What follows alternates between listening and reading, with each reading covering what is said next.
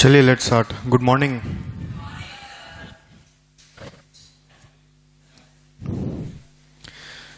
हम लोग supply chain पढ़ रहे हैं।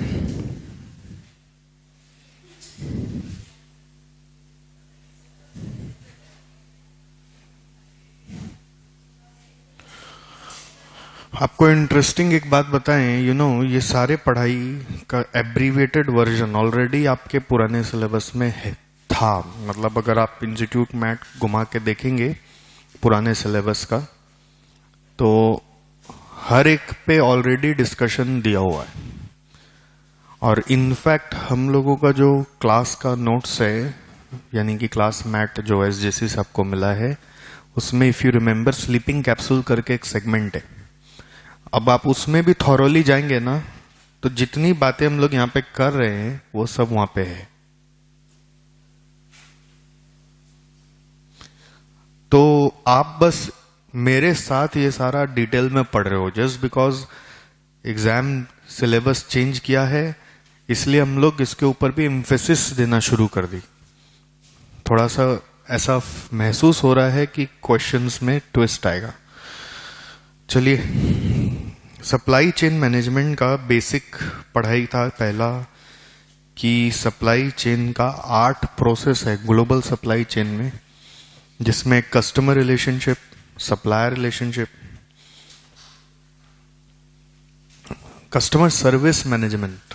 सप्लायर सर्विस नहीं है, सप्लायर को क्या सर्विस दोगे, customer service, then demand management, then order fulfilment जो आप प्रोसेसिंग करोगे, जैसे अमेजन फुलफिलमेंट आप देखे थे, manufacturing flow management.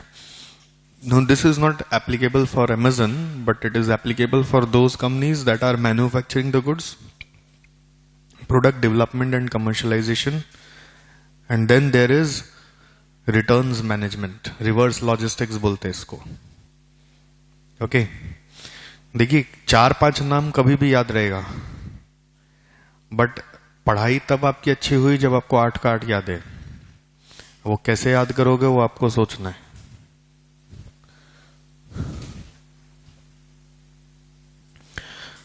Then there were 2 types of supply chain, push and pull. That is very easy.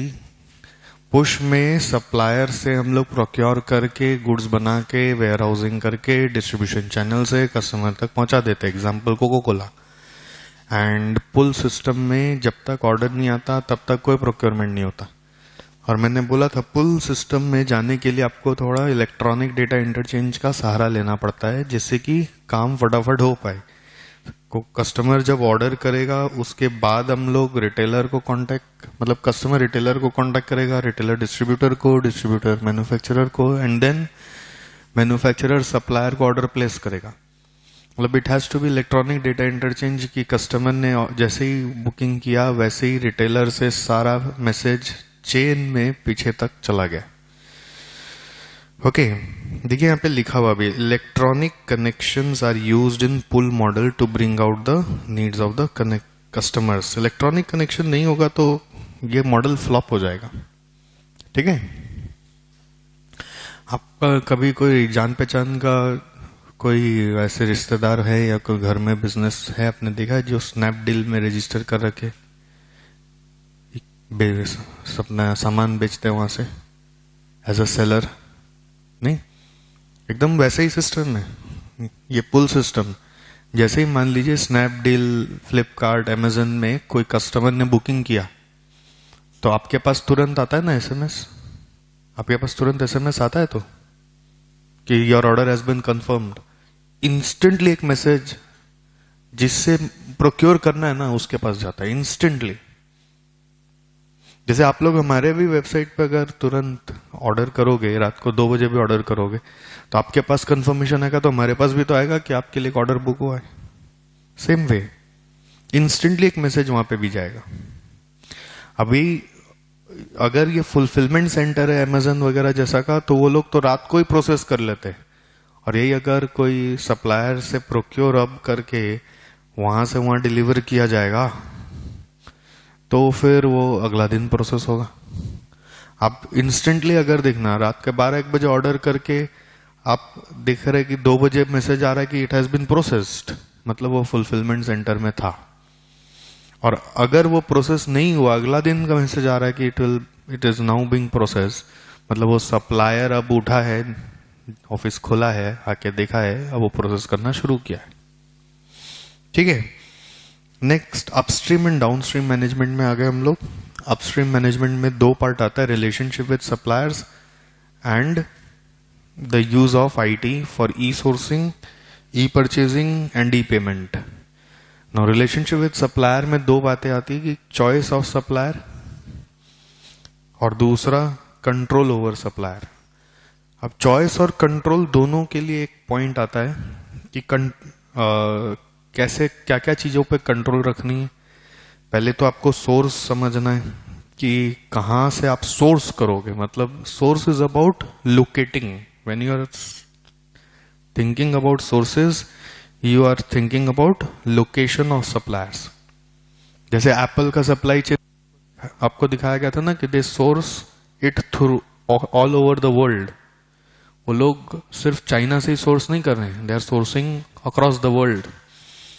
Then you have to identify how many suppliers, then you have to see their terms, cost, quality, speed. Then after that, make or buy and outsourcing also. You have to decide whether we have to make it, whether we have to buy it. And जो भी कुछ करें उसको properly document करें, उसके ऊपर trekking रखें, जिससे कि भविष्य में आपको लगता हो कि सप्लायर महंगा पड़ रहा है तो आप उसको बदल सके, या फिर वो प्रोडक्ट को या पार्ट को खुद से बना सके। ठीक है, यूज ऑफ आईटी के लिए एग्जांपल बेस्ट मैंने आपको वॉलमार्ट और प्रोक्टर एंड गैम्बल का दिया था कि किस तरह से ये लोग आईटी मेथड से ई प्रोक्योरमेंट कर लेते। भाई सारा सप्लायर के साथ इंटरकनेक्टेड एक सॉफ्टवेयर बना दिया जाता है कि जैसे ही स्टॉक लेवल एक डिजायर्ड लेवल से कम हुआ, वैसे ही अपने आप सप्लायर ऑर्डर रेडी करके प्लेस कर देगा। करेक्ट, ये हम लोग वैसे इंटर में मटेरियल कॉस्टिंग चैप्टर में पढ़ाते थे। इम्प्रेस सिस्टम आपने सुना है? कैश बुक में सुना था? क्या होता है इम्प्रेस सिस्टम? कैश खत्म, मान लीजिए इम्प्रेस क्रेडिट किया हुआ 100 रुपीज का, तो अगर वीकेंड में बैलेंस 80 रुपीज है तो 20 रुपीज ऑटोमेटिकली आपके पास पहुंचा दिया जाएगा। आपको कोई ऐसा ऑथराइजेशन क्रिएट करना नहीं पड़ेगा। इम्प्रेस क्रिएट किया हुआ है तो हर हफ्ता का मिल ही जाएगा। Same impress system of procurement भी होता है, जो इलेक्ट्रॉनिक सिस्टम में कॉन्फ़िगर कर देते हैं कि जैसे ही स्टॉक लेवल 60 से कम हुआ, वैसे ही उसको 100 बनाना है, तो डिफरेंस जितना है उतना ऑर्डर प्लेस हो जाएगा। समझ गए? इम्प्रेस क्रिएट किया जा सकता है। सॉफ्टवेयर को तो बोलना पड़ेगा ना कि कितना का ऑर्डर प्लेस करो, तो सॉफ्टवेयर को कैसे मालूम पड़ेगा? क्या तो ईओक्यू वाला कॉन्सेप्ट फॉलो करेगा? कितना, जैसे ही 60 से कम हो जाए 200 का ऑर्डर प्लेस कर देना, या फिर इम्प्रेस क्रिएट कर दीजिए, जैसे ही आपका स्टॉक लेवल एक लेवल से कम हुआ वैसे ही उसको 100 बना देना। ओके, सो ई सोर्सिंग और परचेजिंग में फर्क याद आ रहा है? सोर्सिंग परचेजिंग में फर्क, सोर्सिंग में वही अभी तो बताया मैंने, लोकेशन कि कौन होगा आपका supplier, and purchasing is placing the order. ये एक्चुअल ऑर्डर आप क्वांटिटी का जब भेजते हो, that is E purchasing, and E sourcing is locating और आइडेंटिफाइंग द सप्लायर। जैसे आप ऑनलाइन टेंडर्स के थ्रू अपने सप्लायर्स को इनवाइट कर सकते हो बिड करने के लिए, आइडेंटिफाइंग द सप्लायर्स। ठीक, देन इसके बाद ई पेमेंट आप समझ ही गए होंगे। ई पेमेंट तो कुछ सिखाने का है नहीं। ई पेमेंट इज लाइक कि बिना उसके मांगे इलेक्ट्रॉनिकली आप जितने बिल्स आए उसको कंसोलिडेट करके पेमेंट कर दोगे। मतलब you have to basically freeze one payment period कि जब बिल आएगा तो हम लोग बिना आपके डिमांड किए हुए मंथली बिल अमाउंट, जैसे हम लोग मंथली सैलरीज पेमेंट करते हैं, मंथली इलेक्ट्रिक बिल पेमेंट करते हैं, वैसे मंथली सप्लायर बिल पेमेंट कर देंगे। ठीक है, that is e payment. Then downstream supply chain management आ रहा है, which is related to customer management. Upstream में सप्लायर से, डाउनस्ट्रीम में कस्टमर्स हैं। ये बहुत इंटरेस्टिंग है, बहुत अच्छे से सीखना है इसको। मतलब इनफैक्ट कस्टमर्स का जो पढ़ाई है उसके ऊपर एमबीए में एक सब्जेक्ट है, एमबीए में एक सब्जेक्ट है, वो लोग स्पेशलाइजेशन करते हैं। जो मार्केटिंग वाले बंदे होते हैं एमबीए में, वो लोग इसके ऊपर अलग से स्पेशलाइजेशन करते हैं सिर्फ डाउनस्ट्रीम मैनेजमेंट पर। इमेजिन, आप लोगों को तो एक पैरा पढ़ने मिल रहा है, there can be a whole and sole subject और specialisation on this. Now downstream supply chain management का 4 हिस्सा दिया हुआ है। पहला है रिलेशनशिप मार्केटिंग। रिलेशनशिप मार्केटिंग में इन्होंने बताया है रिश्ते बनाओ, और वो 6 तरह से बनाए जा सकते हैं। 6 मार्केट मॉडल्स आर देयर। मतलब हम लोग बोलते हैं जनरली एज अ बिजनेसमैन हमारा मार्केट जहां है वहां कस्टमर्स है, बट 6 मार्केट मॉडल बोलता है सिर्फ कस्टमर्स मार्केट ही आपका मार्केट नहीं है। Customer market is one of the market where you have to create your reputation, where you have to build relationship, that is obviously there. Then there are other market, जैसे कि recruitment market. Recruitment market क्या हुआ sir? What is recruitment market sir? Recruitment market क्या हुआ? बोलिए बोलिए, guess करिए। आप जितना कॉमन सेंस यूज करोगे उतना फायदा होगा। मतलब आपको अपना रिलेशनशिप किन के साथ बनाना है? जिनसे आप रिक्रूटमेंट लेते हो, रिक्रूटमेंट एजेंसीज के साथ, या उन वेबसाइट्स के साथ जहां से रिक्रूटमेंट के लिए आप एप्लीकेशन डालते हो, या आपके प्रोस्पेक्टिव एम्प्लॉयज के मार्केट में, क्योंकि वहां पे रिलेशन खराब हुआ तो आपको एम्प्लॉय मिलेगा नहीं, तो आपका कंपनी तरक्की करेगा कैसे? देन तीसरा इन्फ्लुएंशियल मार्केट या इन्फ्लुएंस मार्केट। ये क्या हुआ? What is influence market? सोचो। इन्फ्लुएंस मार्केट, जैसे आपकी कंपनी का रेपुटेशन किसी बाबा के नजर में कैसा है, क्योंकि वो अगर अपने प्रवचन में आपकी कंपनी का नाम बोल दिए तो बस धन्य हो गई आपकी कंपनी। उसी तरह से सरकार के नजर में, प्रेस के नजर में, मीडिया के नजर में, जिनका इन्फ्लुएंस होता है ऑन पब्लिक, तो उनके सामने आपका रेपुटेशन खराब नहीं होना चाहिए। मतलब आपको उनसे भी रिलेशनशिप बिल्ड करके रखना है। मतलब आपकी कंपनी कहीं भी उनको इस तरह से नेगेटिव स्टेटमेंट न दे दे कि उनसे आपका रिश्ता खराब हो जाए। 4th, referral market. What is referral market?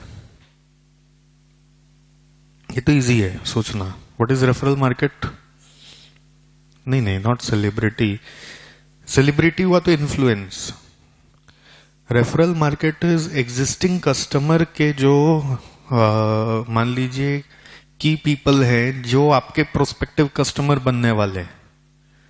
तो एग्जिस्टिंग कस्टमर्स जो आपके हैं उनके साथ आपको एक और अच्छा रिलेशनशिप बनाना है जिससे कि उनका रेफरेंस आपको मिले।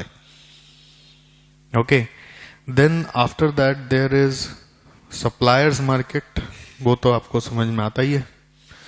And number 6 is internal market. Now what is internal market? Deming ने क्या सिखाया था? आपके इंटरनल डिपार्टमेंट्स और एग्जिस्टिंग स्टाफ्स, उसमें भी आपको रिलेशनशिप बना के रखना है। मतलब एक तरह से ये बोलना चाह रहे हैं कि 6 जनों से रिश्ता बनाना है। You have to make 6 kinds of relationship. 6 रिश्ता आपको बना के चलना है। रिश्ते बनाओ, बस यही बता रहे हैं। रिलेशनशिप मार्केटिंग बोलते हैं इसको, या रिलेशनशिप मैनेजमेंट बोलते हैं। किनसे रिश्ता बनाना है?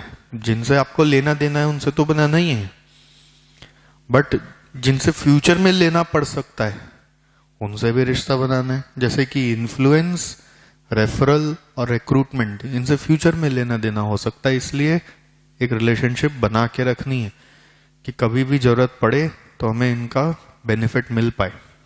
ठीक है, हर चीज को मैं वापस बोलूं, दिमाग में जब सुन रहे हो तो पर्सपेक्टिव एज अ स्टूडेंट सोचोगे तो कुछ अच्छा नहीं लगेगा। ऐसे ही सोचो कि आप ही उस एक बड़ी कंपनी को चलाना चाहते हो जिसमें आपको समझना है कि किस तरह से हम डाउनस्ट्रीम मैनेजमेंट करें। तो उस कंपनी को एडवाइस किया जा रहा है, या आप एक कंसल्टेंट हो जिसको एक बड़ी कंपनी यानी क्लाइंट मिले हैं जिनको आइडिया ही नहीं है कि कस्टमर्स मैनेजमेंट कैसे किया जाए, तो आप उन्हें समझा रहे हो कि रिलेशनशिप मार्केटिंग करिए, इस तरह के एडवर्टीजमेंट करिए, ब्रांडिंग करिए कि लोगों को ये दिखे कि आप ये जगह रिश्ते बना रहे हैं।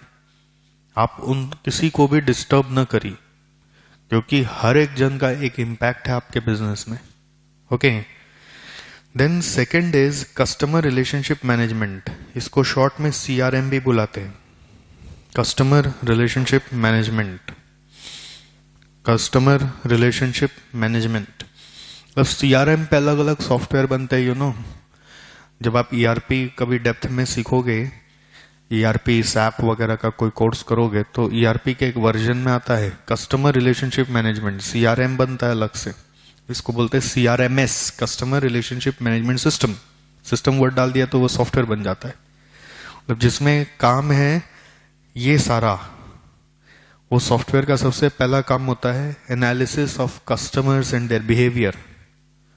समझिए, ये सब एक्चुअली एक पढ़ाई आ गई है जिसका नाम है बिग डेटा एनालिटिक्स। पहले कभी बताया होगा मैं क्लास में। बिग डेटा का नाम सुने क्या? अरे बोलिए ना, हाँ कि ना। नहीं सुने? कभी पढ़े ऐसे बिग डेटा वर्ड सुने? नहीं सुने? गूगल में जाते हैं तो आप देखते हैं क्या, आपको जो सर्च रिजल्ट दिखाएगा वो मेरे को नहीं दिखाएगा, ये पता आपको? सर्च रिजल्ट कुछ भी आप सर्च करिए, शॉपिंग बैग्स, तो जो आपको दिखाएगा वो मेरे को नहीं दिखाएगा। आपको मालूम है ऐसा? नहीं मालूम है? फेसबुक का पेज जब आप अपना खोलते हो तो साइड में, एक साइड बार में कुछ प्रमोशंस आते हैं, जो आपको दिखाएगा वो मुझे नहीं दिखाएगा, मुझे अलग दिखाएगा, आपको अलग दिखाएगा। यूट्यूब में जाते हो तो जब पहला पेज खुलता है उसमें रेकमेंडेड वीडियोस आते हैं, वो आपको जो दिखाएगा वो मुझे नहीं दिखाएगा, सबका अलग अलग आएगा। ये कैसे हो रहा है पता है क्या? ये पीछे एक एल्गोरिदम काम कर रहा है, और एल्गोरिदम का जो बेसिक फंक्शनैलिटी है, या जो उस एल्गोरिदम का जो दिमाग है, बेसिक बोल सकते हैं, जिस बेसिस पे वो काम कर रहा है, उसका नाम है big data analytics. Big data मतलब बहुत सारा डेटा है, और उसको वो एनालाइज करके एक रिजल्ट निकाल रहा है, प्रिडिक्शन कर रहा है कि आपको क्या पसंद हो सकता है। बिग डेटा में डेटा कहां से लिया जा रहा है? आपके जितने फुटस्टेप्स इंटरनेट में दिख रहे हैं सबको इकट्ठा किया जा रहा है। आप जब मोबाइल में इंटरनेट यूज करते हो, आप जब ऑफिस में कंप्यूटर में यूज करते हो, आप जब किसी दोस्त का कंप्यूटर में यूज करते हो, अगर आपने अपने यूजर आईडी से साइन इन कर लिया, ठीक, उसी तरह से आप जहां जहां पे इंटरनेट यूज कर रहे हो और जो जो सर्च कर रहे हो उससे आपका दिमाग वो लोग पढ़ रहे हैं। बेसिकली वो लोग क्या पढ़ रहे हैं, वो एक सॉफ्टवेयर बना रखे, वो सॉफ्टवेयर को में उस डेटा को ले रहे हैं, और सॉफ्टवेयर को इतना इंटेलिजेंट बना दिया है कि जैसा आपने सर्च किया, एक चीज को कितनी बार सर्च किया, कितनी देर तक सर्च किया, उसके बेसिस पे आपका इंटरेस्ट जान रहे हैं और वही चीज आपको दिखा रहे हैं। It is analysis of customers and their behaviour, behavioural analysis बोलते हैं। अभी इस पढ़ाई का नाम एक और डाला गया, थीमेटिक एनालिसिस। मतलब ये मैं आपको रियल वर्ल्ड से इंस्पायर होकर बता रहा हूं। थीमेटिक एनालिसिस, थीम को लेकर, क्या चीज का थीम? कस्टमर का ब्रेन का थीम को लेकर आप एनालिसिस कर रहे हैं कि उसको चाहिए क्या। वो बोल तो नहीं रहा, जैसे नॉर्मली शोरूम में क्या होता है, एक सेल्समैन पूछ सकता है, सर क्या लगेगा, आप थोड़ा आइडिया तो दीजिए, हम लोग उसके हिसाब से आपके लिए काम करें। बट आप इंटरनेट में तो बोल नहीं रहे, आप तो फटाफट फटाफट सर्च ही किए जा रहे हो, ये नहीं चाहिए, वो नहीं चाहिए, वो नहीं चाहिए, तो आपको चाहिए क्या, वो कैसे पता चलेगा? तो उसके लिए उन्होंने ये एनालिसिस सिस्टम बनाया, एंड उससे वो पता लगा लेते कि अल्टीमेटली आपको चाहिए क्या, एंड फिर अचानक से एक ऐसा सर्च दिखा देते हैं जो वाकई में आपको चाहिए था। फिर आप उसमें घुस जाते हैं और 10 में से 1 भिड़ भी जाता है। आपके लिए 10 में से 1 भिड़ जाता है, उनके लिए तो कितना ही भिड़ रहा होगा आप सोचिए। मतलब सॉफ्टवेयर उनका सेलिंग का काम कर रहा है।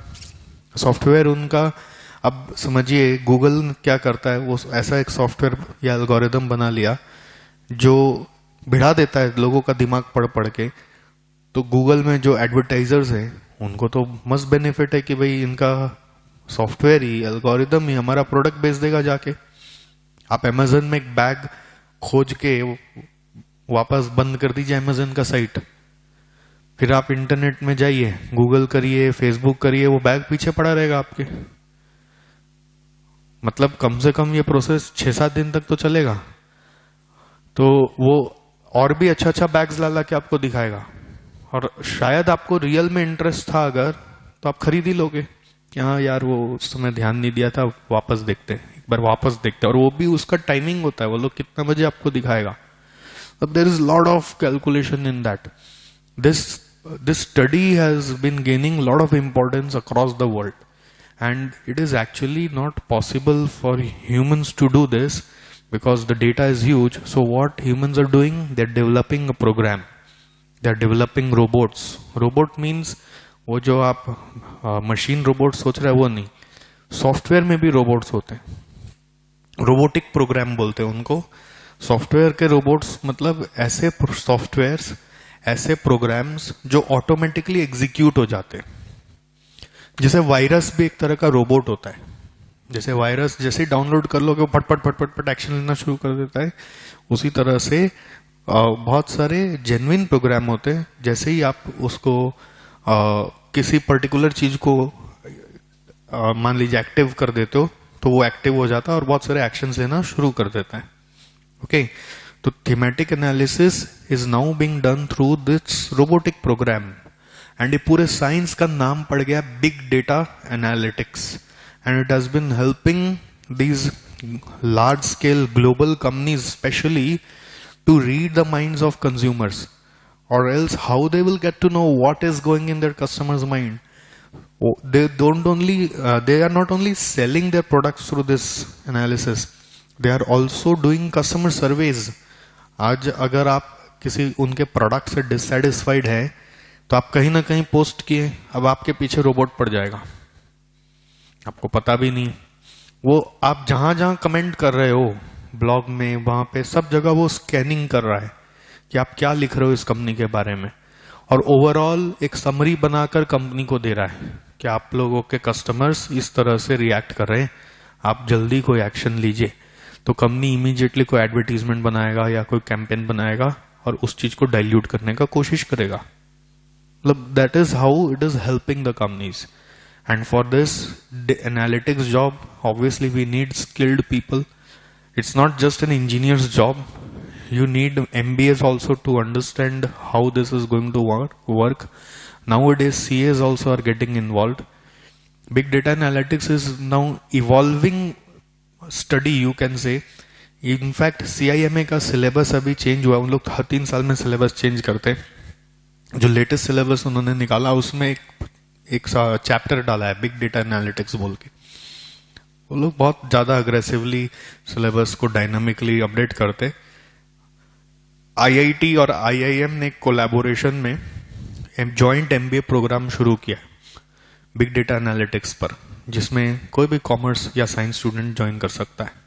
आईआईटी और आईआईएम ने कोलैबोरेशन में शुरू किया, क्योंकि एनालिटिक्स के लिए थोड़ा मैथमेटिकल नॉलेज, साइंस बुद्धि चाहिए, और दूसरा आईआईएम यानी मैनेजमेंट बुद्धि भी चाहिए। खाली अकेलौता साइंटिस्ट इंजीनियर आदमी बिग डेटा एनालिटिक्स कर नहीं सकता। ऑनलाइन कोर्सेज भी बहुत सारे आजकल, तो आपको इंटरेस्ट आता है तो आप जरूर करिए बिग डेटा एनालिटिक्स पर। अगर आप बिग डेटा एनालिटिक्स के साथ एक और प्रोग्राम आता है सैप का। सैप मतलब बेसिकली आप उसमें क्या सीखते हो कि ईआरपीज का कितना वेरिएशन हो सकता है, और उसमें बेसिक कंप्यूटर का जो नॉलेज चाहिए होता है टू अंडरस्टैंड दोज ईआरपीज, उसके ऊपर कोर्स होता है। अगर आप इन दोनों का कॉम्बो कर लेते हैं तो आप मतलब एक अलग लीग में चले जाते हैं। आपका पैकेज शुरू होता है 25 लाख से, शुरू होता है 25 लाख से। मतलब यूएस में तो कोई भी अच्छे प्रोफाइल पे जॉब करने के लिए ये सैप वाला कोर्स इज कंपल्सरी। अगर नहीं किए तो वहां पहले करना होगा, फिर कंपनी आपको लेगा। और इंडिया में तो अभी ये सब अभी इतना प्रचलन नहीं आया है, बट धीरे धीरे ये बड़ी बड़ी कंपनियां कंपलसरी कर रही है कि सैप सीख के आइए, वरना हम लोग आपको लेगा नहीं, या फिर वो लोग खुद सिखा रहे।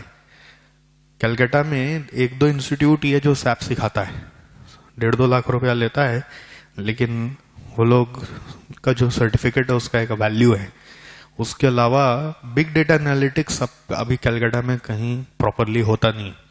बॉम्बे में होता है, बेंगलोर में होता है, ऑनलाइन तो बहुत सारे होते हैं। एनीवेज, मैंने आपको ऐसे ही बताया, analysis of customers and their behaviour, ये ऑनलाइन मीडियम करने का जरिया है। ओके, एनालिसिस करने का एक ऑनलाइन मीडियम से जरिया है, और ऑफलाइन भी होता है। ऑफलाइन के लिए आप सर्वेज करते हैं, कस्टमर फीडबैक्स लेते हैं। देन कस्टमर अकाउंट प्रॉफिटेबिलिटी देखा जाता है। Now what is customer account profitability? Here we understand एक कस्टमर या एक कस्टमर ग्रुप को लिया जाएगा, उस कस्टमर ग्रुप का कितना रेवेन्यू है, कितना उनको आप डिस्काउंट देते हो, कितना उनका प्रोडक्शन कॉस्ट लगता है, उनसे जीपी क्या आता है, और उनके ऊपर कई बार आप ध्यान नहीं देते हैं, बट आपको स्पेशल ओवरहेड्स इनकर करते रहते हैं। वो अगर आइडेंटिफाई हो जाए तो वो नेट ऑफ करके आपको उस कस्टमर ग्रुप का या पर्टिकुलर कस्टमर का प्रॉफिटेबिलिटी मिलेगा कि उससे कंपनी को कितना फायदा होता है। Then from that company can do 80-20 analysis, कि जिससे ज्यादा फायदा हो रहा है हम उस पर ज्यादा ध्यान दें, जिस पे कम फायदा हो रहा है उसको निग्लेक्ट नहीं करें, उसको ज्यादा फायदा के लेवल पे लाएं। कैसे सबको एक ही ग्रुप में ला पाए, जिससे ज्यादा फायदा हो रहा है उससे और ज्यादा फायदा निकालें। So that way you can use that analysis. ये इसके ऊपर हम लोग एबीसी चैप्टर जो पढ़े थे उसमें सम्स भी किए थे। एबीसी चैप्टर में इसी के ऊपर सम्स भी हुआ था, customer account profitability. Okay, customer account profitability में सबसे बेस्ट एग्जांपल है बैंक्स करते हैं लोग।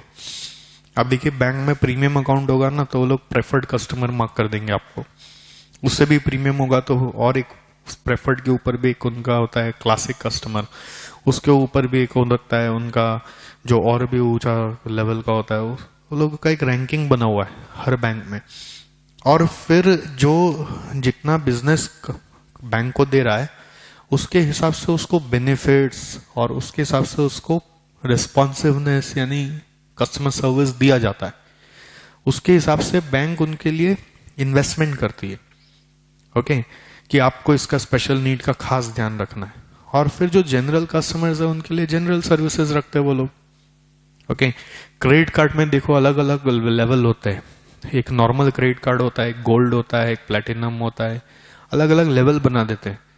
तो जो high and credit card users है मतलब उससे क्रेडिट कार्ड कंपनी को सबसे ज्यादा फायदा हो रहा है, तो उसके लिए बेनिफिट्स भी उसी तरीके के डाल देते हैं कि आपका एक एक रिवॉर्ड पॉइंट का इतना कन्वर्जन वैल्यू है, आपको एनुअली इतने गिफ्ट्स मिलेंगे। और जो एकदम लो यूजर्स है उसको बेसिक फैसिलिटी दी जाती है। All these they can decide only when they do this customer account profitability analysis. Then this is another interesting thing, customers lifetime value. Now customers lifetime value is like one SFM concept where what they're saying is you have to find out the present value of net profits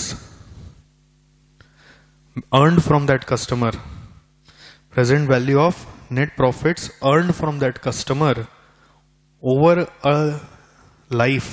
आपको अपना समझना पड़ेगा कि एक customer जो आपसे जुड़ता है वो कितना साल तक जुड़ा रह सकता है।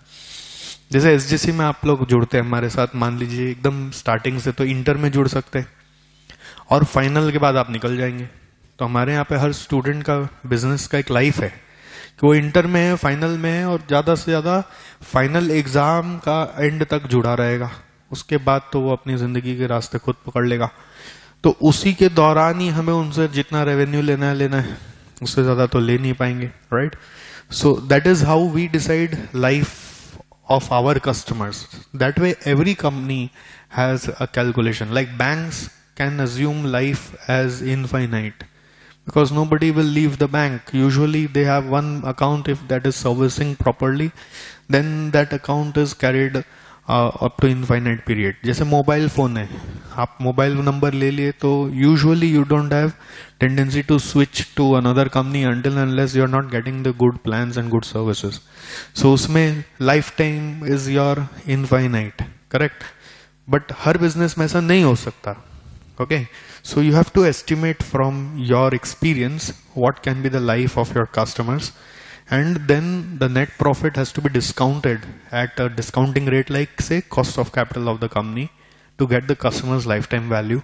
Then lifetime value जिसमें सबसे ज्यादा है उस पर सबसे ज्यादा ध्यान देना है, सीधी सी बात है। जैसे क्या होता है ना, हम लोग कभी कभी ऐसा होता है कि कोई कस्टमर शुरुआत में आपसे जुड़ा बिजनेस में, today he is not that capable of giving revenue because his business is small, but that customer से मिलके आपको ऐसा लगा he has very high ambition and his business is also going to fly because it's very futuristic business, ऐसा आपको feel हुआ। तो उसमें अकाउंट प्रॉफिटेबिलिटी देखेंगे तो नेगेटिव आ रहा है। नेगेटिव मतलब क्या, जीरो आ रहा है, मतलब नॉट सो फेवरेबल आ रहा है। बट लाइफ टाइम वैल्यू बहुत जबरदस्त हो सकता है, तो you have to concentrate accordingly on that customer. Lifetime value means अगर वो आज आप उसका साथ दे दोगे तो वो इतना आगे जा सकता है कि वो बाकी और कस्टमर्स को पीछे छोड़ सकता है। तो don't just decide on account profitability. Account profitability is a short term phenomenon. Now lifetime value is a long term thing.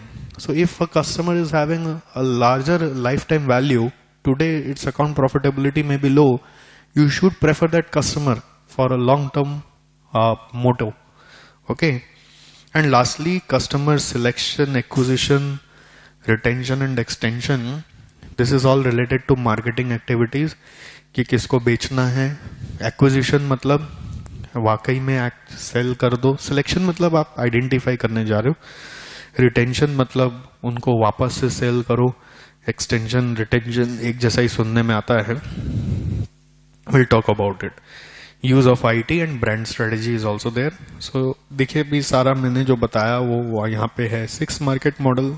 Internal market is your related to existing staff and internal departments, ठीक है। Number 2, referral market is for existing customers who recommend their suppliers or to others and are referral sources such as consultancy firm that may refer work to you. Influence market is financial analysts, shareholders, business, press, government, consumer groups, etc. Recruitment markets is recruitment agencies से जुड़ा हुआ universities and institute in order to have access to potential employees. Suppliers market is कि आपके साथ और भी सप्लायर जुड़े has form of some strategic alliance to gain benefit such as better quality, faster reach, original and creative products, lower levels of inventory. उनसे भी relationship बना के रखना पड़ता है। मतलब समझो बात यह है कि जब मान लीजिए आप एक बिजनेसमैन हो, आपके बेटे की शादी है, तो आप सोचते हो रिश्तेदारों को ही बुलाना है, ऐसा नहीं होता है। किसको किसको बुलाना है वो बता रही है। खाली आप सोचेंगे रिश्तेदारों को बुलाना है, फैमिली मेंबर को बुलाएंगे, वो जमाना गया। किसको किसको बुलाना है, जिनसे जिनसे रिश्ता बनाना है उन सबको बुलाना है। तो रिश्ता किससे बनाना है, ग्राहक से बनाना है। तो आपके जिनका कस्टमर अकाउंट प्रॉफिटेबिलिटी हाई है, जिसका customer lifetime value high है, उनको बुलाना ही है। कुछ सप्लायर्स को बुलाने पड़ेंगे, वरना वो लोग आपको टाइम पे डिलीवरी नहीं देंगे, तो बुलाना ही पड़ता है। You have to call your suppliers, you have to call your customers. Then recruitment agencies, मतलब मैंने अपने वाकई में अपनी शादी में जब गेस्ट लिस्ट बनाया था तो ये सब चीज को ध्यान में रख के बनाया था, इसलिए मेरे को और अच्छा याद आ रहा है कि कितने स्टूडेंट्स को बुलाना है। बट उसमें कोई लाइफ टाइम वैल्यू का कैलकुलेशन नहीं था। हाँ, जो बहुत ज्यादा जुड़े हुए थे तो उनको बुलाया गया था। सप्लायर्स में बुलाया गया था कि जो हमसे हमारे साथ जुड़े हुए हैं शुरुआत से, उनको बुलाया गया था। रिक्रूटमेंट मार्केट से जो हमारे एजेंसीज थे उनको बुलाया गया था। इन्फ्लुएंस मार्केट में मतलब मैंने तो समझ लीजिए प्रेस गवर्नमेंट को तो क्या बुलाया बेसिकली लेकिन आउटसाइड बिजनेस के कुछ लोगों को भी बुलाए थे जिनसे कुछ रिश्ता कभी ना कभी जुड़ा। रेफरल मार्केट में ऑब्वियसली स्टूडेंट है तो उसके कोई भाई बंधु दोस्त हो तो उनको भी बोलते थे लेके आना, तू अकेला नहीं तो बोर हो जाएगा ले आओ ना सर, मतलब बिल्कुल ले आओ, कोई शर्म नहीं है। इंटरनल मार्केट में ऑब्वियसली सारे स्टाफ वगैरह तो सब गए थे। ओके, मतलब ये सब सोचने का जरिया देखिए, सब इतना पढ़ाई हो चुका है, रिसर्च हो चुका है कि लोगों को अब खोजने नहीं जाना। लोग बोलते हैं हमारा कोई गाइड नहीं, मेंटर नहीं, बट सच है कि अब जरूरत क्या है, आप ये सब रिसोर्सेज को पढ़िए तो सही, आपके लिए सब कुछ लिखा हुआ ही है। नेक्स्ट, यहां पे 6 डायमेंशंस है कि रिलेशनशिप मार्केटिंग का फायदा क्या है। 6 dimensions of relationship marketing, basically आप ऐसा बोल सकते हैं एडवांटेजेस है ये, एडवांटेजेस ऑफ रिलेशनशिप मार्केटिंग। क्या फायदा है? To create new value for customers, recognizes the key role that customers have both as purchasers and in defining the value they wish to receive. Relationship marketing businesses are visualized to design and align processes, continuous cooperative effort, and relationship marketing recognizes why customer lifetime value. Relationship marketing even searches for chain of relations that can be drawn within the organization.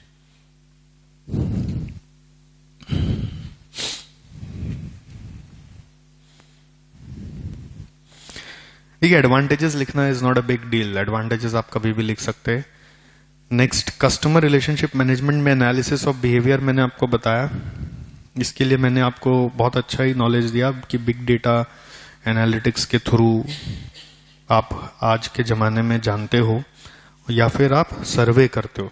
what else you do is customer survey to understand what they are thinking. जैसे अभी सुबह सुबह आते ही मैंने आपसे क्या पूछा, कुछ सवाल पूछे थे कि क्या बात है, आजकल हो क्या रहा है, ये क्या था, सर्वे ही तो था, एनालिटिक्स, बिहेवियर समझ रहे थे कि मैटर क्या चल रहा है, correct. so all those is required to make a better relationship. okay, then customer account profitability के ऊपर वही एग्जाम्पल मैंने बैंक और क्रेडिट कार्ड का जो दिया, उससे आपको ये पूरा ज्ञान याद रहेगा। ऊपर से एबीसी चैप्टर में आपको सिखाया गया है कि इसका सम्स कैसे सॉल्व करते हैं। अब इसमें 5 स्टेप प्रोसेस है, how to do customer account profitability, इसका 5 स्टेप है। पहले स्टेप 1 बोल रहा है analyse the customer base and split it into segments. Segments मतलब जैसे कोई लार्ज बायर है, कोई स्मॉल बायर है, जैसे B2B है, B2B समझते हैं, जीएसटी में ये सब भाषा बहुत यूज हो रही है ना। B2C है, B2C बिजनेस टू कंज्यूमर है, तो वैसे आपको सेगमेंटेशन करना पड़ेगा। फिर calculate the annual revenues, calculate their cost. देखिए, रेवेन्यू सेल्स निकालो, यहाँ पे ग्रुपिंग करो, फिर यहाँ पे कॉस्ट बताओ, सेल्स और कॉस्ट से फिर स्टेप 4 में identify and retain quality customer, मतलब प्रॉफिट निकाल के रैंक कर लो आप, तो आपको पता चल जाएगा कि कौन आपके लिए बेस्ट है। और स्टेप 5 री इंजीनियर और एलिमिनेट द अनप्रॉफिटेबल सेगमेंट, मतलब हम लोग कभी ये नहीं बोलते कि अनप्रॉफिटेबल सेगमेंट को छोड़ दीजिए।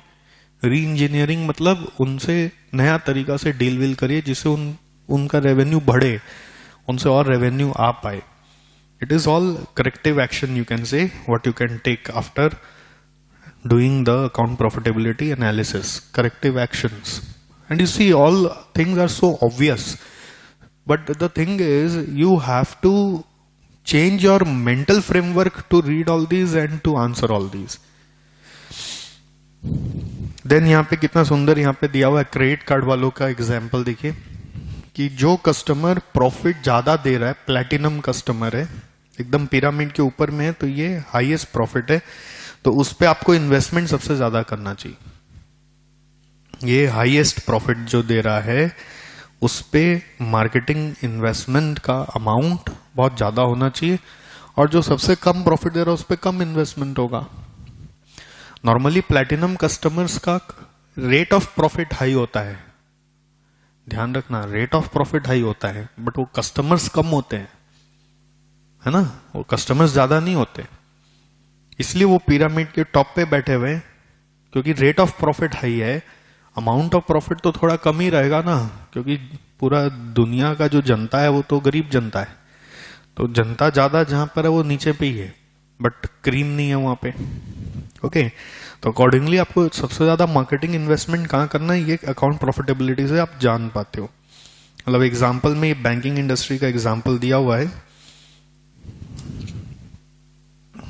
जिसमें इन लोगों ने पिरामिड से सब चीज समझा दिया।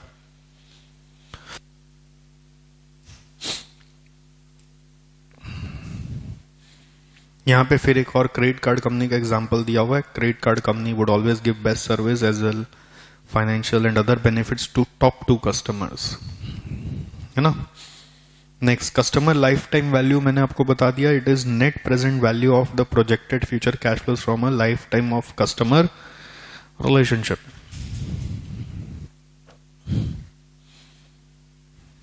इजी है। It is an essential tool used in marketing to focus on more profitable customers and stop servicing non-profitable customers. Life time value आपको सोचना पड़ता है। जैसे मैं पहली बार जब अपने एक सीए फर्म में गया अपना रिटर्न फाइल कराने, तो फर्म का तामझाम देख के तो घबरा गया कि यार यहाँ तो अपना रिटर्न लगेगा नहीं। बट हिम्मत करके चेंबर में बात करने घुसे तो उन्होंने एक ही बात कही, आज मेरे को तेरे से कुछ नहीं लेना है, क्योंकि मैं ले कैसे सकता हूं, मैं भी तो कुछ एथिक्स फॉलो करता हूं, पहले तू तो कमा। लेकिन ऐसा नहीं होना चाहिए सतीश भाई कि जिस दिन कमाने लग गया उस दिन टाटा बाय बाय बोल के निकल लिया।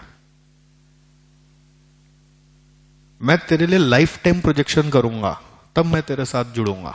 मतलब बात तो सही है। तो कई बार ऐसा आया सिनेरियो कि लगा छोड़ो छोड़ो छोड़ो, लेकिन ऐसे नहीं होता है। जब आपका साथ किसी ने, क्या होता है ना, जब आप कुछ नहीं होते तो बहुत कम लोग हाथ देते हैं, आ जाओ साथ में। और जब आप कहीं पहुंचते हो तो बहुत लोग आते हैं अलग अलग स्कीम लेके। तो उस समय आपको जज करना होता है कि आप किसके साथ रहना चाहते हो। तो वही एक क्लैरिटी चाहिए होता है। ये सीएलवी ये सब क्लैरिटी देता है कि आप एज अ कस्टमर भी वो सीएलवी कॉन्सेप्ट को मानते हो क्या, कि उसने आपका सीएलवी देखा तो फिर उन्होंने आपके साथ शुरू से जोड़ने का प्रोग्राम बनाया, करेक्ट। फिर आपका जब वाकई में फ्यूचर कैश फ्लोज हाई होने लगा, उस समय आप बोलते हो हम तो जा रहे कहीं और। ऐसे नहीं होना चाहिए। आपको एक लाइफ टाइम, मतलब हम ये नहीं बोल रहे life is always infinite. Life time माने कुछ समय तक तो आपको साथ निभाना ही होगा, और वो समय क्या होगा वो आपको म्यूचुअली डिसाइड करना होगा कि हम लोग 10 साल तक आंख बंद करके साथ में, 10 साल में कुछ नहीं हुआ तो रिस्क हो गया, थोड़ा रिस्क लेते, और 10 साल में अगर मैं बहुत कुछ भी हो गया तो भी मैं आपके साथ ही, उसके बाद 11वां साल रिव्यू करेंगे। ऐसे एक लाइफ टाइम कैलकुलेशन किया जाता है, ठीक है। Then customer selection. Customer selection में देखिए ये सब एमबीए की दुनिया में बहुत सारा शॉर्टकट वर्ड यूज करते हैं लोग, एब्रीविएशन। टीजी, टीजी क्या होता है? Target group. हाँ सुने क्या ये? हम ही बताए थे क्या? मेरे साथ तो बहुत, मैं पोपट बनता हूं ना लोगों के सामने, तो आप लोगों को नहीं बनने देता बस। मतलब ऐसे हुआ कि एक बार कोई मार्केटिंग वाला से ही बात हो रहा था, वो आके पहला सवाल ही पूछा, what is your TG? What is your TG? TG क्या होता है यार? मैंने तो टीजी नहीं पहन। अरे टीजी क्या होता है? अब पूछा भी नहीं जा रहा। देखिए आप लोग अभी कुछ है नहीं ना, तो ज्यादा कुछ ईगो पे लगता नहीं आदमी का। और हम लोग तो इतना डिग्री लेके एक पोजीशन पे बैठे हुए, और आके कोई स्टाफ जैसा आदमी, एग्जीक्यूटिव जैसा आदमी आके पूछता व्हाट इज योर टीजी? अब टीजी मेरे पास तो टीजी है नहीं यार, तो टीजी क्या बताए कैसे? तो तुरंत आजकल तो स्टाइल क्या है ना, मोबाइल निकालते हैं साइड में, वो सोच रहा है कि कोई फोन चेक करे, अपने गूगल मार के देख रहे टीजी क्या होता है। तो फिर वही है, संभाल लिया था उस समय तो। टीजी टारगेट ग्रुप, ठीक है। Who is your target group? Target audience आपका क्या है? Who are we targeting? What is their value? How do we reach them? उनके पास पहुंचा कैसे जा सकता है? Who are we targeting? जैसे मैं टारगेट करता हूं एज ग्रुप 18 to 35, ये मेरा टीजी है। Age group 18 to 35। तो 35 का क्या दरकार है? इन्फ्लुएंशियल होते ना, दीदी भैया इन्फ्लुएंस करते हैं जूनियर्स को, नहीं समझे? 18 से नीचे का जो ग्रुप है वो हमारे काम का नहीं। तो मेरा एज ग्रुप का टीजी रहता है एसजीएस इंस्टीट्यूट के लिए 18 to 35। नहीं समझे? 18 to 35। फाइनल में तो मिल भी जाते स्टूडेंट्स भी, क्या बात करते हैं। तो एनीवेज ऑब्जेक्टिव रहता है 18 to 35 को टारगेट करो। Now what is their value? That value calculation practically we don't do, that is required at very high level. उतना टाइम नहीं होता अपने पास, बट वी अंडरस्टैंड कि उन्हीं से ही जो रेवेन्यू आना है। How do we reach them? तो रीच करने के मीडियम्स होते हैं, कैसे उन तक पहुंचेंगे। मैंने अपने जब यहाँ के लिए कैंपेनिंग सजाया था तो पूरा एक्सेल कॉलम में ए से लेके समझिए शुरू करते करते जेड तक पहुंच गए थे। How do we reach them? What are the different channels? तो डिफरेंट चैनल सोचिए, केस स्टडी सोचिए ना आप, कैसे कैसे पहुंच सकते हैं, बोलिए। How do we reach them? Number 1, pamphlet बांट के। इन पैम्पलेट कहां बटेगा? बहुत डिटेल में जाना पड़ता है, तो एक हेडिंग डाला पैम्पलेट्स। अब पैम्पलेट्स में कहां कहां बटेगा? कॉलेजेस, इंस्टीट्यूट्स, ट्यूशन सेंटर्स, ऐसे डिस्ट्रीब्यूशन करना पड़ा ना। और कहां बढ़ेगा? प्रीमियम रेसिडेंशियल अपार्टमेंट्स जिसमें 1000 2,000 फैमिलीज हैं, उधर बढ़ सकता है। और कहां बटेगा? खत्म हो गया लिस्ट। मतलब how do we reach them? Second level, hoardings, where hoarding can be placed. Third level, newspaper insertions. Newspaper insertions pamphlets में होगा या फिर न्यूज़पेपर में एडवर्टीजमेंट जाएगा। Radio, okay.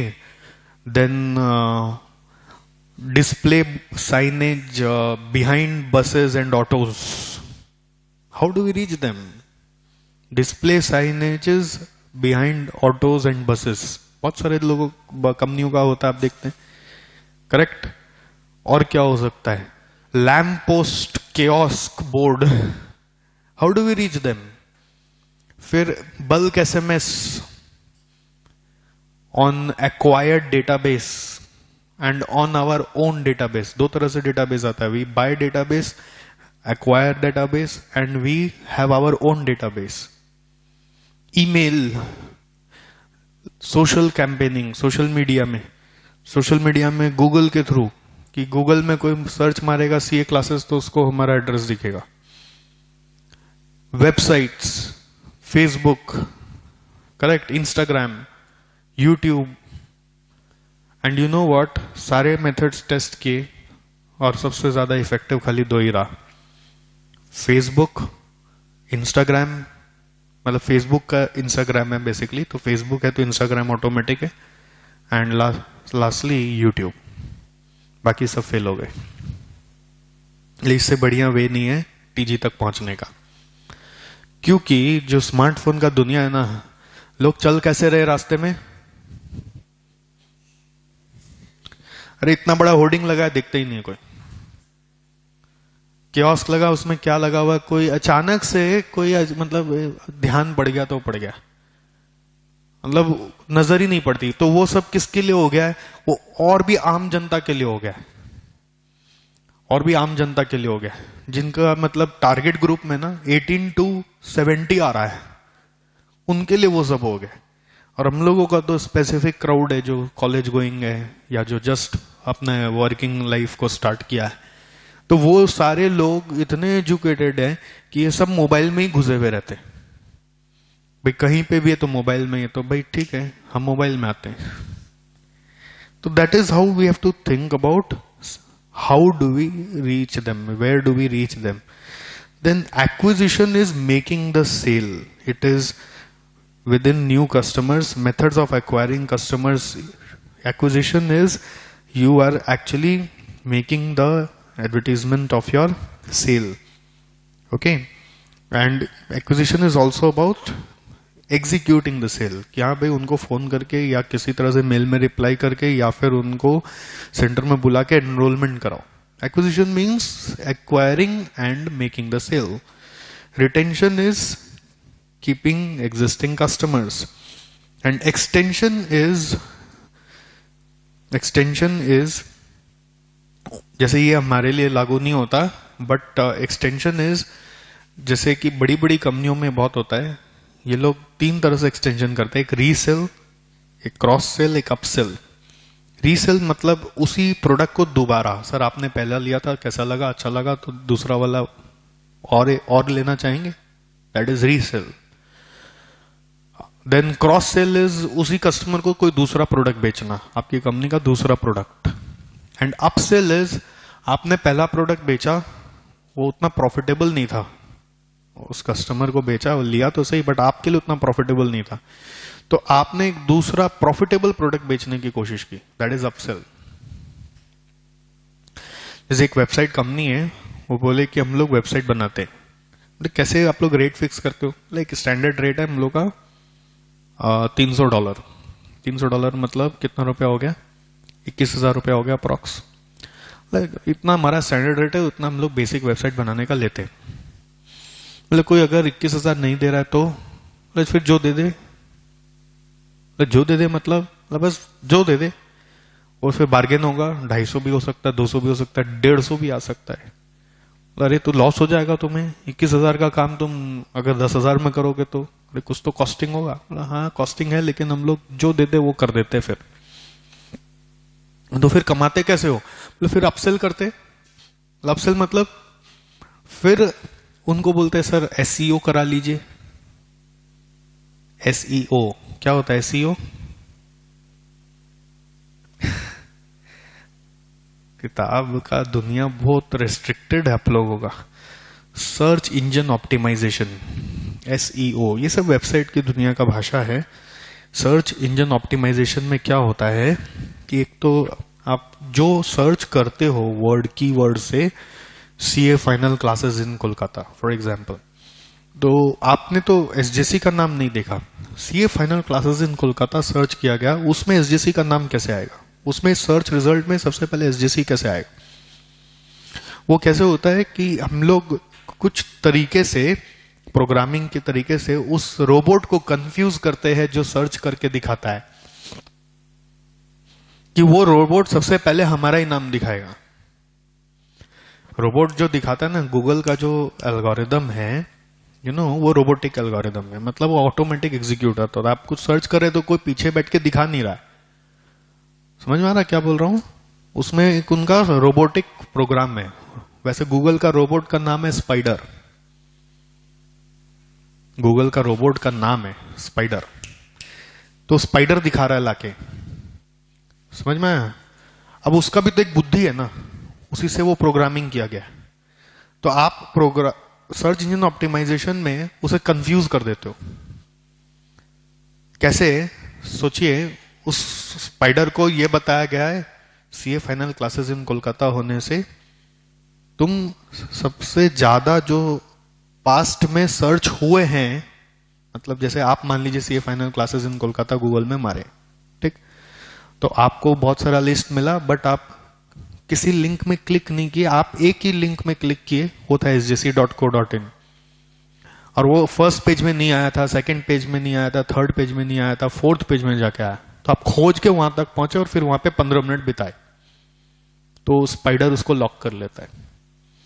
फिर कोई और CA final classes in Kolkata search किया था, समझ गए, तो उसको उस लिस्ट में मिला नहीं, वो सेकंड लिस्ट गया नहीं, थर्ड लिस्ट गया नहीं, उसके बाद उसने sjc.co.in सर्च किया और फिर उसमें 15 मिनट बिताए, स्पाइडर उसको भी लॉक कर लेता है। CA final classes in Kolkata के बाद क्या बिहेवियर हुआ था,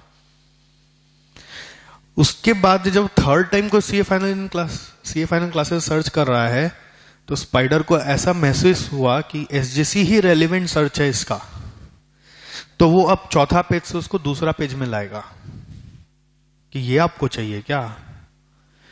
फिर मान लीजिए किसी ने उसको दूसरा पेज से खोज के क्लिक कर दिया, समझिएगा, अब स्पाइडर को ये लगने लगा यही रेलेवेंट सर्च है इसका, तब उसको वो ऊपर दिखाने लगेगा।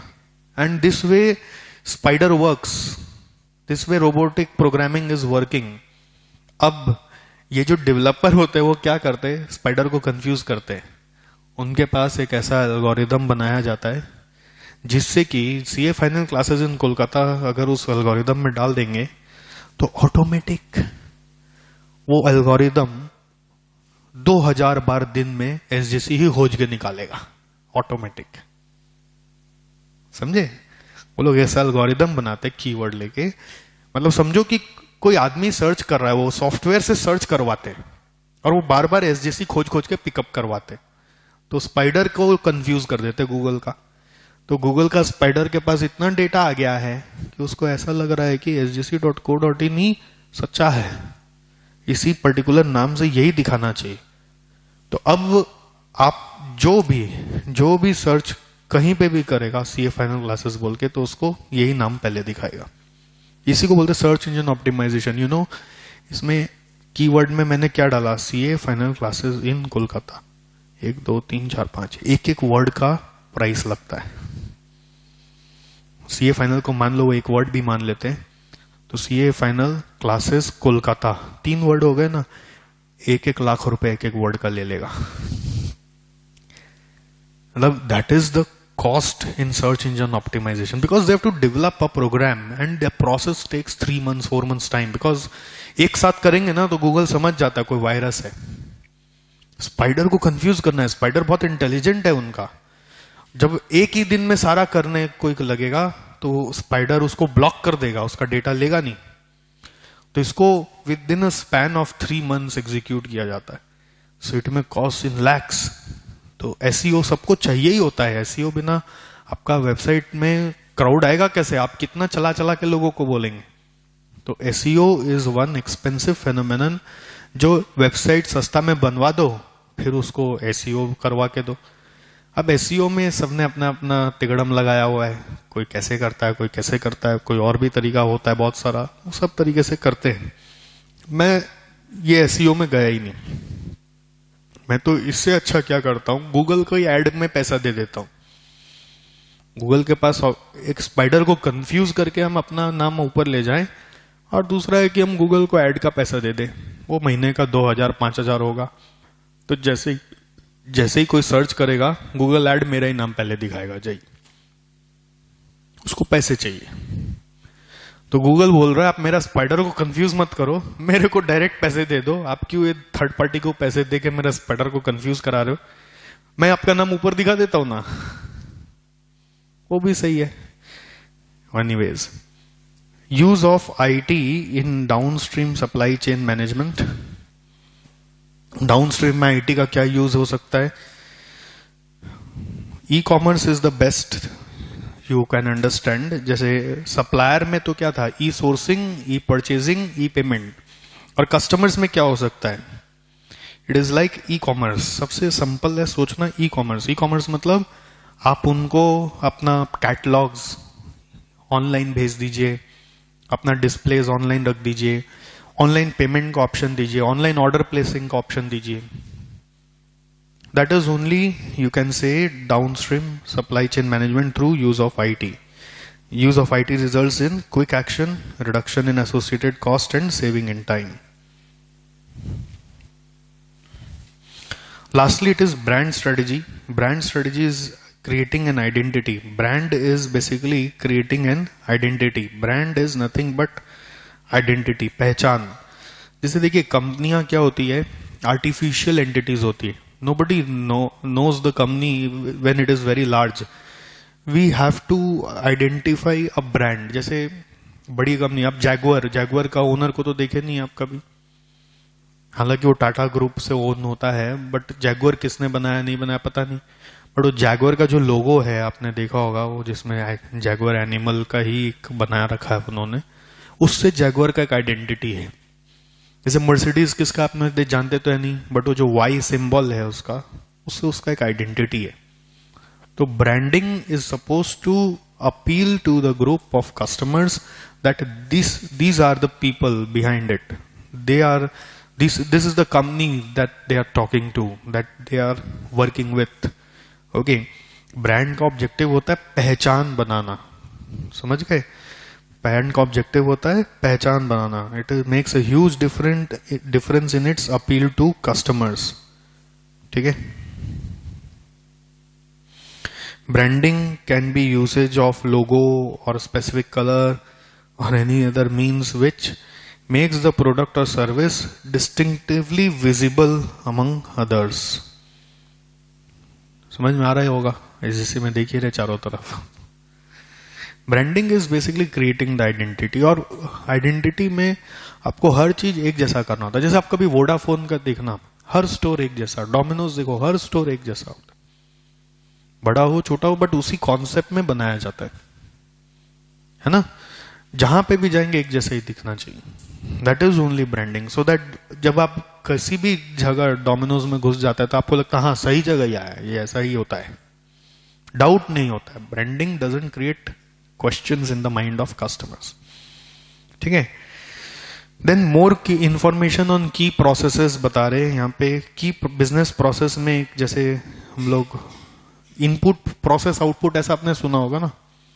एक बिजनेस मैन्युफैक्चरिंग करने के लिए क्या करेगा, प्रोक्योर करेगा, फिर मैन्युफैक्चर करेगा और आउटपुट को डिस्ट्रीब्यूट करेगा. प्रोक्योर, मैन्युफैक्चर और डिस्ट्रीब्यूट, तो 3 प्रोसेस के बारे में यहाँ पे नाम दिया हुआ है. एक ये हमारा क्या था, उस सीक्वेंस में भी था, लिस्ट में भी था. देखिए की प्रोसेसेस इन सप्लाई चेन, ये 4E था. ए प्रोक्योरमेंट प्रोसेस. प्रोक्योरमेंट प्रोसेस में 3 बात बताई गई है. पहली बात यहां पे बता रहे हैं लोग कि आप अपने स्ट्रेटेजिक प्लान्स विद सप्लायर्स को सोचिए.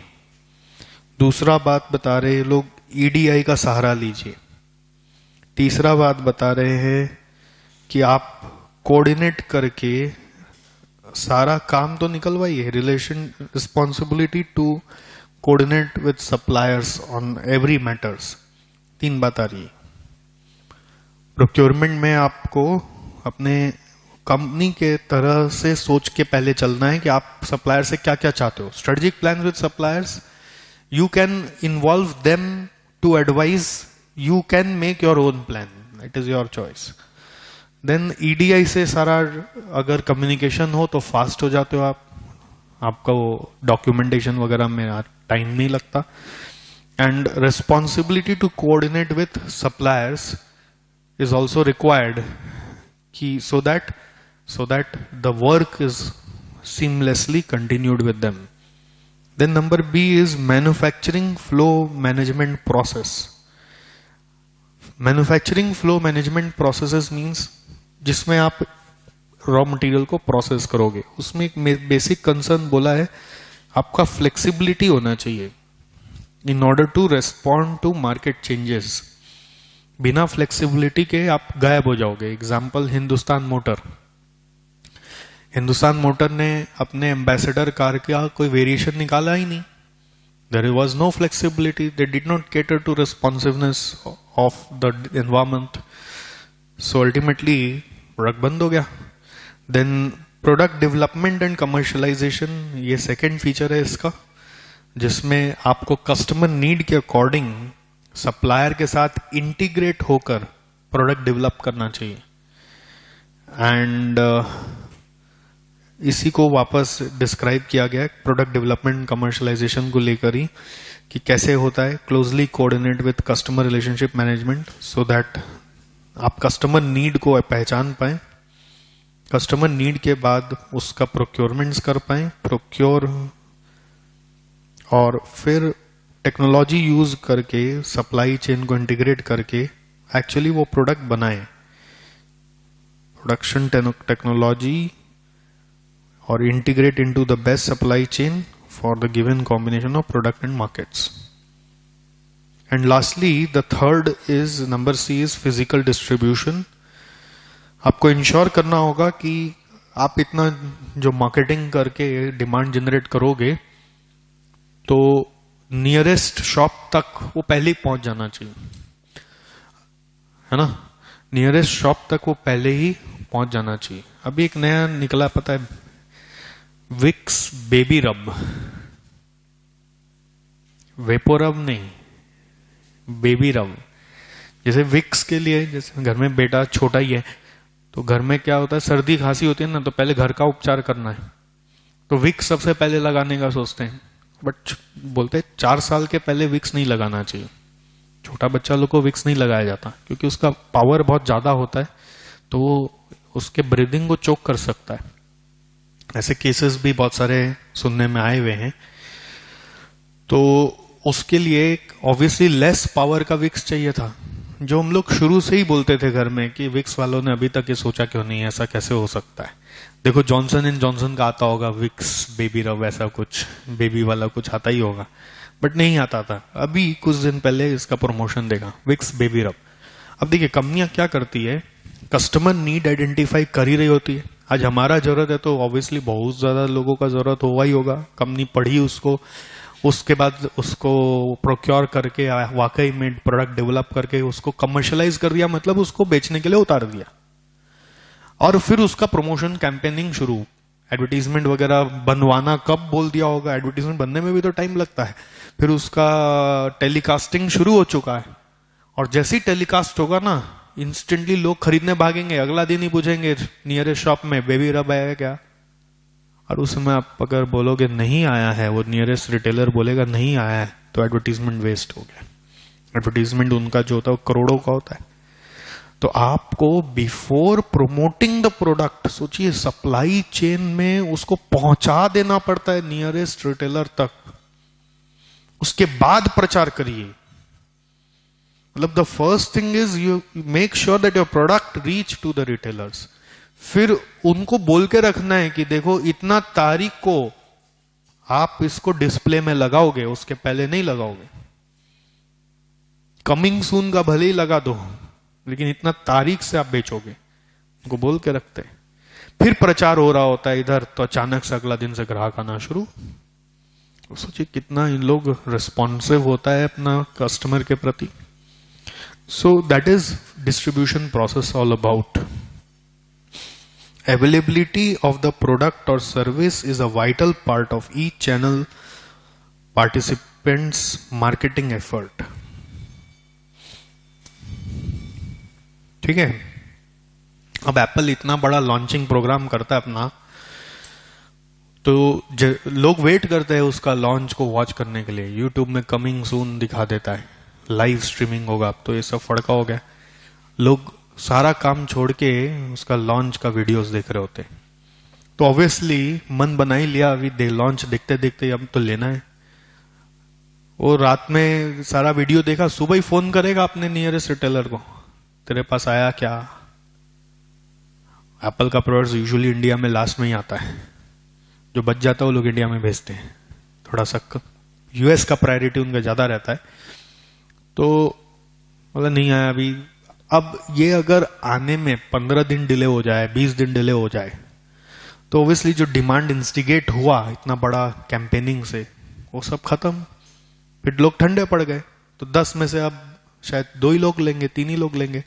और वही सुबह सुबह ही बोला जाए हाँ आया हुआ है, बोलो तो भेजते हैं, बोलो तो ऑर्डर बुक लेना शुरू कर दिए, 1 हफ्ता में डिलीवरी है, तो उसका डिमांड का जनरेट किया हुआ का फायदा मिलने लगता है, कमर्शियलाइजेशन होने लगता है। Commercialisation is making sure that the product is available for sale, and that is only possible through supply chain. ठीक है, देन सर्विस लेवल अग्रीमेंट, मैंने आपको पहले भी बताया था, जैसे सॉफ्टवेयर वगैरह में होता है ना, terms and condition I accept, वो एक कॉन्ट्रैक्ट है between customer and service provider. It is a formal contract और इनफॉर्मल कॉन्ट्रैक्ट। बड़ी कंपनियों में तो ये सब बनाना ही पड़ता है, अगर आप ये नहीं बनाएंगे तो वो प्रोडक्ट वो लोग अलाउ नहीं करेंगे बेचना, क्योंकि कभी क्या डिस्प्यूट आ जाए मालूम नहीं। समझ गए क्या? बड़ी कंपनियों में फॉर्मल कॉन्ट्रैक्ट मतलब जैसे आप मैगी अपने खरीदते हैं, तो there is not formal contract, but still they have a contract. वो आपको उससे ज्यादा क्लेम नहीं देंगे, आप अनलिमिटेड क्लेम नहीं मांग सकते उनसे। समझ गए? मैगी में अपने कोई दवाई खरीदे, क्रोसिन खरीद रहे, कोई कॉन्ट्रैक्ट एंटर कर रहे क्या? नहीं कर रहे, but still we have an informal contract जो उन्होंने इन जनरल पब्लिक के लिए बना रखा है। जो उनके वेबसाइट पे शायद मिले, या फिर जो उन्होंने कोई लाइसेंसिंग अथॉरिटी को जमा कर रखा है कि हम लोग इतना क्लेम पब्लिक का एक्सेप्ट करेंगे। जैसे घर में एलपीजी आता, आपको पता है कोई कॉन्ट्रैक्ट है क्या?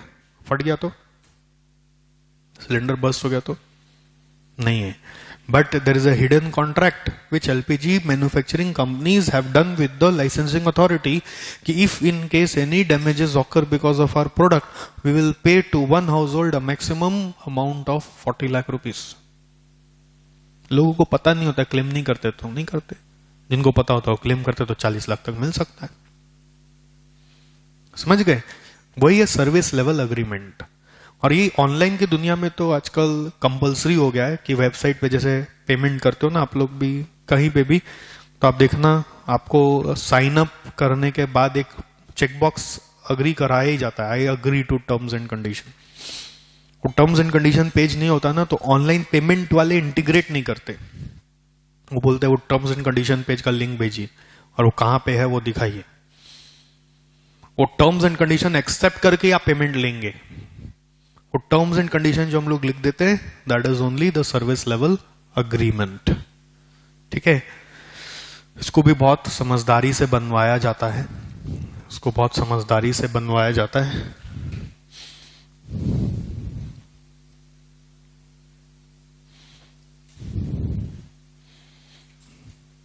एक ऐसे इसके ऊपर एग्जाम्पल था, जैसे एक बंदे ने क्या किया, अपने नाम पे एक वेबसाइट का डोमेन बनवाया। ठीक, जैसे मान लीजिए sjc.co.in एक वेबसाइट डोमेन बना। अब उसने क्या किया, बहुत इंटरेस्टिंग, जब ये डोमेन बनाया तो उसने नोटिस किया कि किसी और ने भी वही डोमेन सिमिलर बना लिया, जैसे sgc.com। तो ऑब्वियसली क्राउड कंफ्यूज होगा, और दोनों का प्रोडक्ट भी सेम है, तो .co.in वाले .com में जा सकते हैं। तो इसके लिए अब करना क्या होगा, sjc.com पे केस करना होगा कि तुम ये डोमेन नहीं ले सकते, इसमें मेरा हक है। डोमेन नेम सिमिलर नहीं होना चाहिए, जैसे कंपनी नेम सिमिलर नहीं होना चाहिए ना, वैसे ही रूल्स है। तो वो केस कर सकता है। केस करने के लिए अग्रीमेंट बनाओ। तो वो बंदा अग्रीमेंट बनवाने लॉयर के पास गया, तो ये साइबर लॉ के अकॉर्डिंग बनेगा, और साइबर लॉ प्रैक्टिशनर्स बहुत लिमिटेड है वर्ल्ड वाइड। तो उन्होंने एक बहुत प्रीमियम रेट डिमांड किया, मतलब उनको साइबर प्रैक्टिशनर को ऐसा लगा कि ये बंदा भी प्रीमियम बंदा है, तो क्यों नहीं डिमांड करूं। उन्होंने कुछ मिलियंस में अमाउंट कोट किया, कितना मिलियन लगेगा एक केस करने का, और case has to be strong क्योंकि बहुत सारा लॉसेस हो रहा था। तो बंदे ने क्या किया, अगले दिन बोले ठीक है हम सोच के बताएंगे। अगले दिन जाके google.org जैसा एक डोमेन कहीं से जुगाड़ करा नेट से और खरीद लिया, और चुपचाप बैठा रहा। कुछ ही समय बाद गूगल से एक मेल आया कि आपने हमारा नाम के जैसा सिमिलर डोमेन लिया है, अगर आप इसे सरेंडर नहीं करेंगे तो ये देखिए लीगल नोटिस अटैच करके दिया हुआ है, तो हम आपके ऊपर एक्शन ले लेंगे। उसी लीगल नोटिस को ड्राफ्ट कराने का उसको मिलियन देना पड़ता था।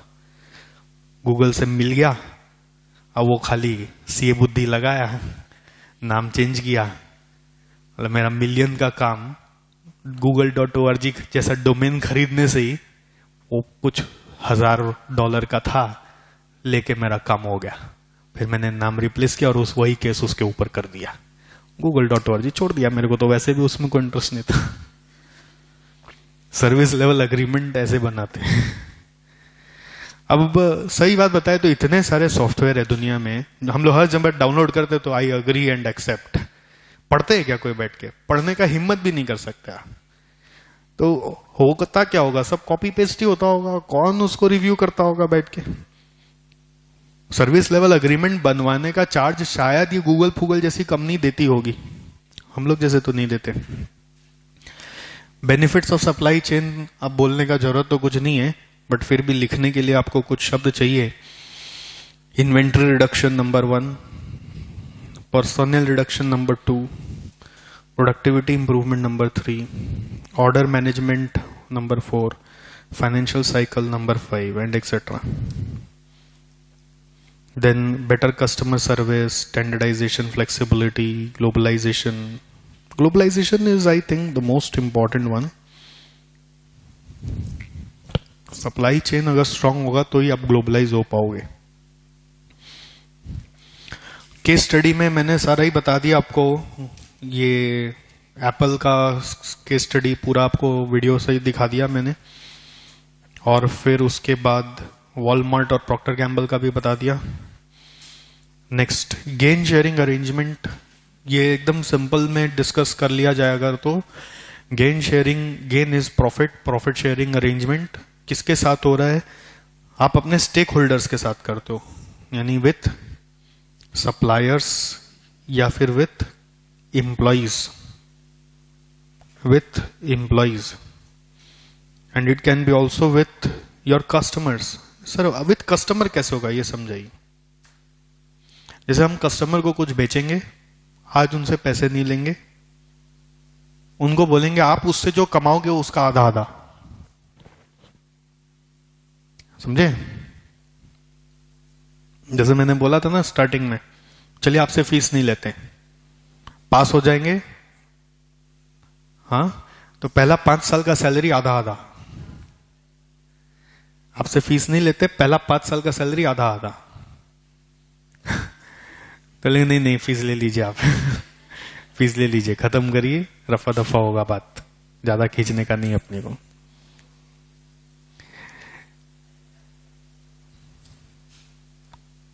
ऐसे इंस्टेंस कैलकाटा में एक सर के साथ हुआ भी था।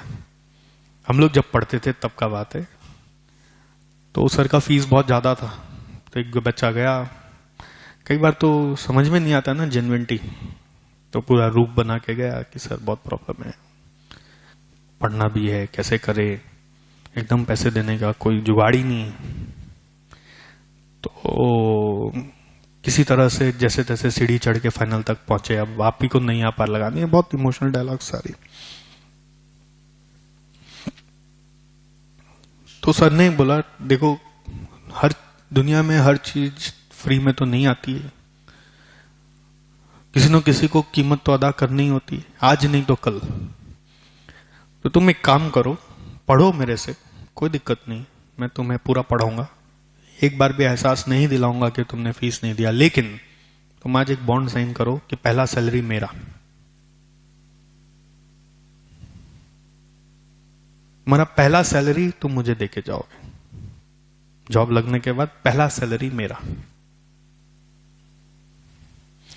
वो स्टूडेंट फिर मेरे पास आए, सर आपको मालूम है इतना बड़ा आदमी कैसे बात किया मेरे से?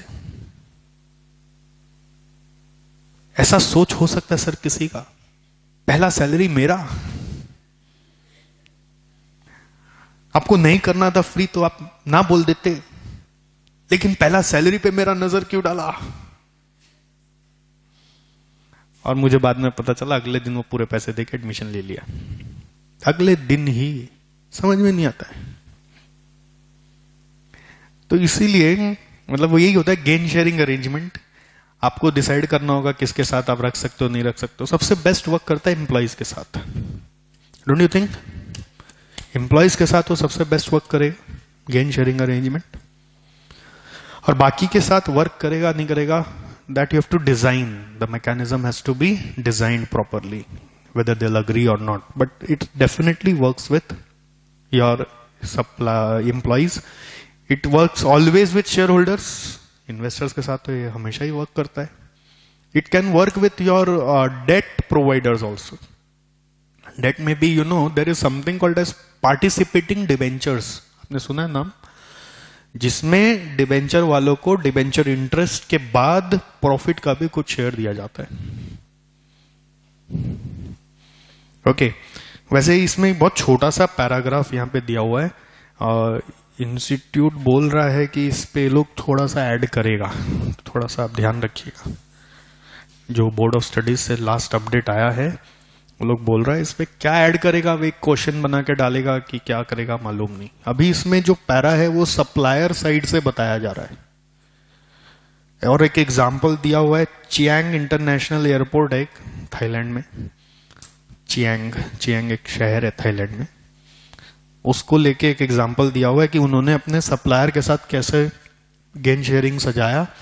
Supplier will deliver 3% minimum cost savings on controllable portion of cost. मतलब सप्लायर को एश्योर कराना होगा कि 3% से कॉस्ट कम हो रहा है, तो जो भी सेविंग्स जनरेट होगा फर्स्ट ईयर में वो सप्लायर का, फिर savings generated in second year will be shared between Chiang and supplier in 40-60 and from third year onwards it will be passed along to Chiang। मतलब इस तरह से अग्रीमेंट सोचा गया है ना। आउटसोर्सिंग मतलब सब कॉन्ट्रैक्टिंग, ये तो मेरे को सिखाना ही नहीं है, ये आप ऑलरेडी जानते हैं। मेक और बाय के तरह ही डिसीजन लिया जाता है, इसके तो सम्स वम्स भी आपने किए हुए। आउटसोर्सिंग में ऐसा नहीं कि पूरा प्रोडक्ट ही बाहर से बनवाना, आप पार्ट ऑफ प्रोडक्ट भी बाहर से बनवा सकते हो। बिजनेस का कोई भी एक फंक्शन को उठा के आउटसोर्स कर सकते हो, नॉट नेसेसरी कि पूरा बिजनेस आउटसोर्स पे चलाना है। एडवांटेजेस डिसएडवांटेजेस आप पढ़ लेंगे, सिंपल है। मतलब ये आप अपने से भी 10 मिनट सोच के लिखोगे तो आंसर्स निकल जाएंगे। कॉस्ट सेविंग्स क्या होगा, टेक्नोलॉजी का फायदा भी मिल सकता है तो नुकसान भी हो सकता है, ये सब क्लास नोट्स ऑफ सब कॉन्ट्रैक्टिंग चैप्टर आप देखोगे तो सब मिल जाएगा।